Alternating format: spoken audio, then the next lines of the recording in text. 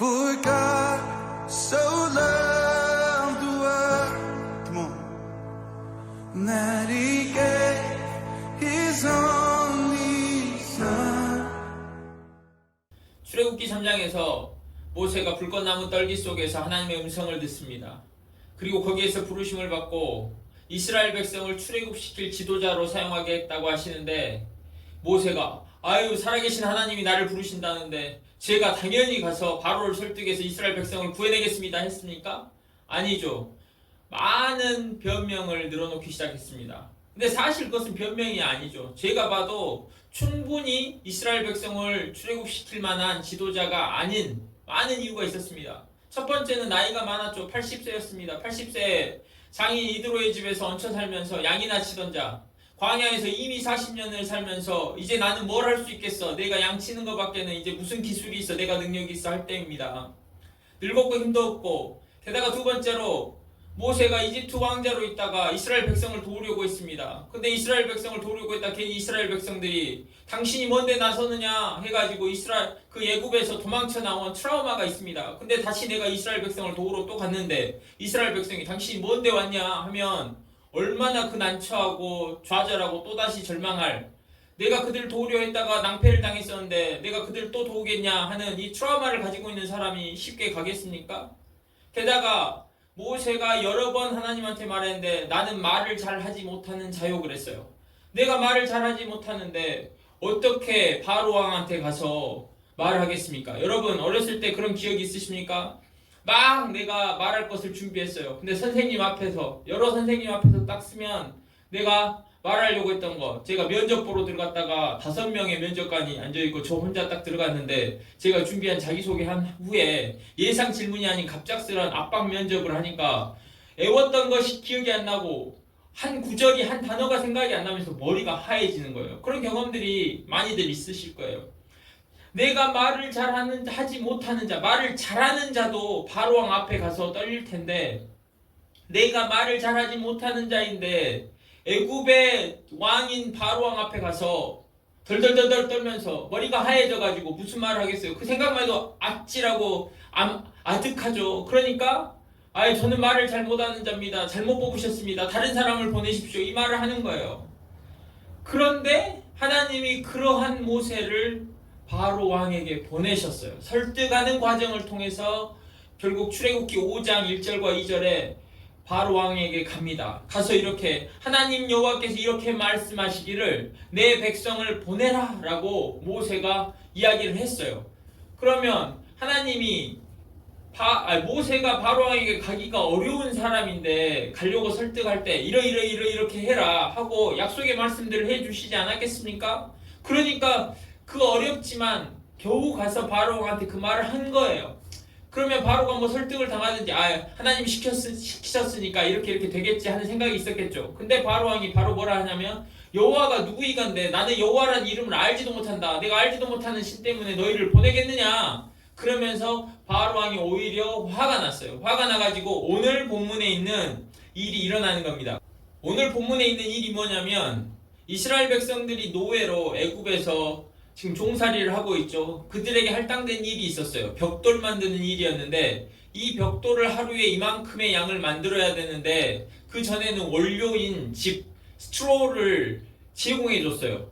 그 원료를 주고 벽돌을 만들어라 했는데 이 바로왕이 모세가 와서 자신의 백성을 보내라고 하니까는 짜증이 났는지 화가 났는지 괘씸했는지 지금부터는 이스라엘 백성들에게 이 원료인 벽돌 만드는 원료인 집을 제공하지 말고 똑같은 양의 벽돌을 만들도록 해라. 그러니까 이제는 어떻게 됩니까? 일이 가중된 거죠. 이스라엘 백성들이 벽돌을 만들기 전에 먼저 집을 찾아다녀야 되는 거예요.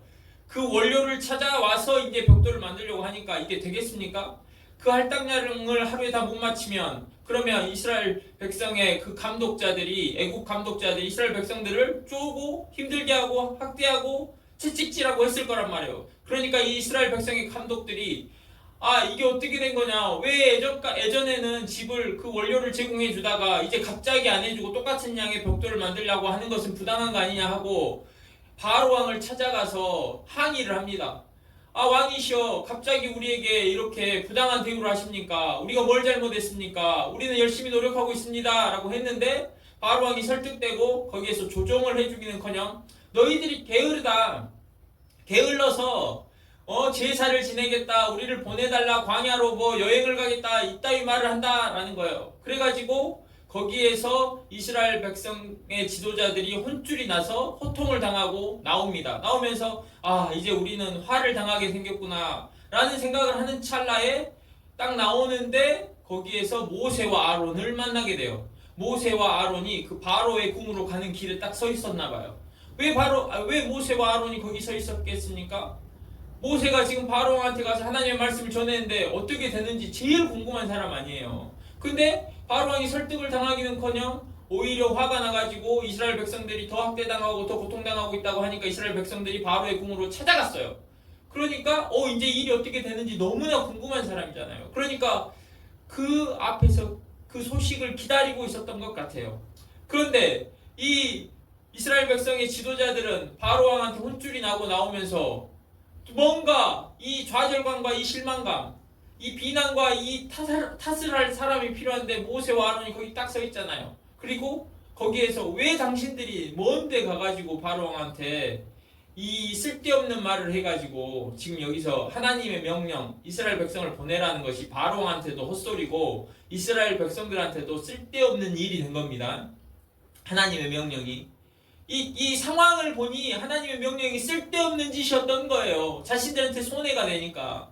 그러면서 너희가 왜 쓸데없는 짓을 해가지고 바로왕과 바로의 신하들의 눈에 우리가 이 지금 미운털이 바뀌게 생겼다. 그러면서 21절에 여호와께서 너희를 살피시고 판단하시기를 원하노라 그래요. 즉 하나님은 공의로우시고 정의로우신 분이니까 그 정의로우신 분이 모세와 아론 너희가 한 짓이 얼마나 나쁜 짓인지 쓸데없는 짓인지 그것에 대해 마땅히 형벌을 내리실 거다라고 이야기를 해요. 그러니까 모세가 거기에서 너무나 실망을 했겠죠. 너무나 좌절감이 들었겠죠. 어찌할 바를 몰랐겠죠. 머릿속이 하얘졌을 겁니다. 자신이 노력했는데 안 됐다는 거잖아요. 뭐 괜히 나섰다가 큰일이 생겨가지고 오히려 이스라엘 백성들한테 다시 저주를 받고 있어요. 다시 너가 왜 나섰냐 이 소리를 또 듣고 있어요. 그러니까 그 트라우마가 다시 생각나지 않겠습니까?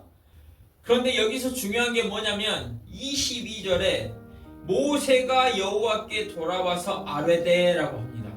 이 부분이 너무너무 중요한 가장 핵심적인 구절이에요. 왜 그런지 아십니까? 생각해 보십시오.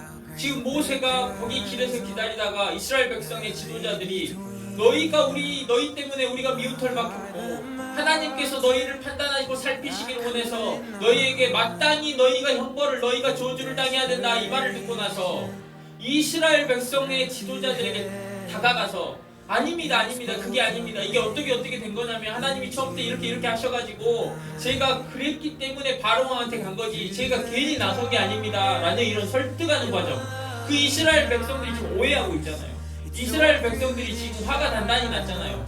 그러니까 이스라엘 백성들 나를 지지해줄 사람은 애국 백성이 아니에요. 이스라엘 백성이잖아요. 그 이스라엘 백성의 지도자들을 설득하는 작업을 한 게 아니에요.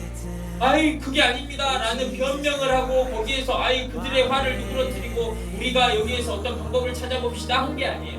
또는 바로왕에게 찾아가서 이렇게 하면 큰일을 당할 겁니다. 하나님이 이렇게 말씀하셨는데 왜 괜히 이스라엘 백성을 억압하고 더 학대합니까? 앞으로 큰일을 당하는 것을 감수하시겠습니까? 그 바로왕을 설득하려고 하는 게 아니에요. 그냥 거기에서 돌아서 여호와께 돌아왔어요. 너무나 그 심란한 마음을, 너무 낙담한 마음을, 실망과 좌절의 마음을 가지고 여호와께 돌아가서 아뢰되 이것이 어렵다는 거예요.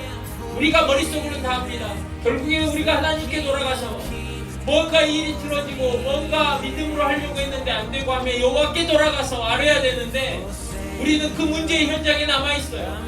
우리는 그 문제의 현장에 남아서 그 사람들을 설득해보려고 노력하고 내 능력과 내 실력과 내 인맥을 동원해서 어떻게든지 그 일을 해보려고 합니다.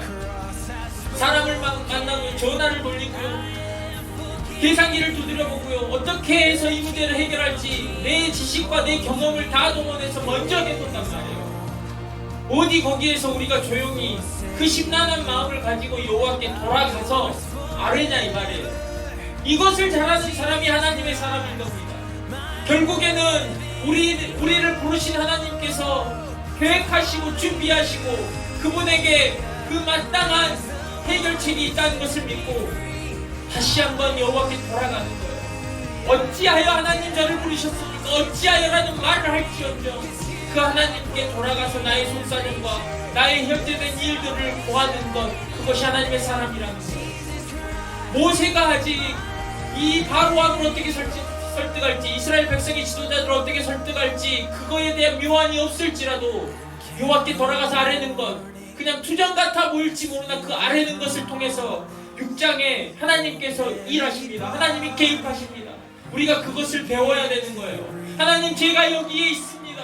하나님, 제가 여기에 다시 왔습니다.